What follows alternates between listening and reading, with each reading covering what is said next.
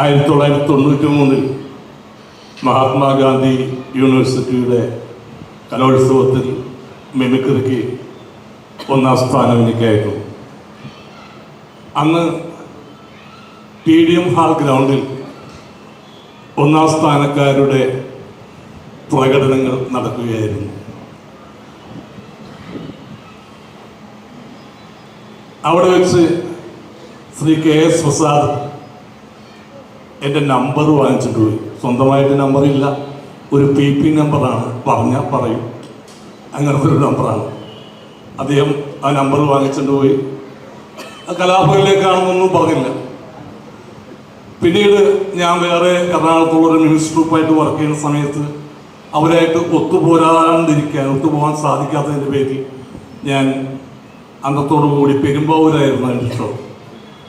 അവിടെ വെച്ച് അവസാനിപ്പിച്ച് പോരാന്ന് വിളിച്ചപ്പോൾ പ്രോഗ്രാം കഴിഞ്ഞ് ഞാൻ എല്ലാവരോടും പറഞ്ഞു ഞാൻ ഇല്ല, ഇന്നോട് ഈ ട്രൂപ്പിലില്ല എന്ന് പറഞ്ഞ് ഇറങ്ങുമ്പോൾ കലാഭവനിലെ ജയനും സജീവനും കൂടി വന്നു, കലാഭവനിലേക്ക് നാളത്തോടിങ്ങ് വരണം എന്ന് പറഞ്ഞു.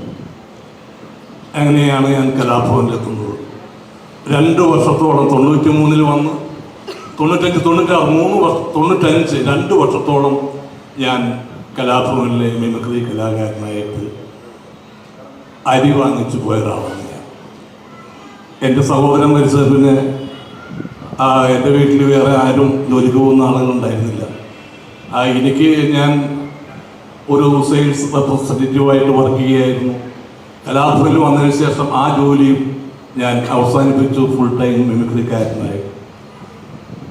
അഭയലക്ഷ്യം തന്ന ഒരുപാട് സ്നേഹങ്ങൾ കൊണ്ടാണ്, അദ്ദേഹം കോരിയൊഴിച്ച ഒരുപാട് വെള്ളത്തിൻ്റെ അനന്തര ഫലമാണ് ഞാനും മറ്റനവധി കലാഭവനിൽ നിന്ന് വന്ന സിനിമാ താരം.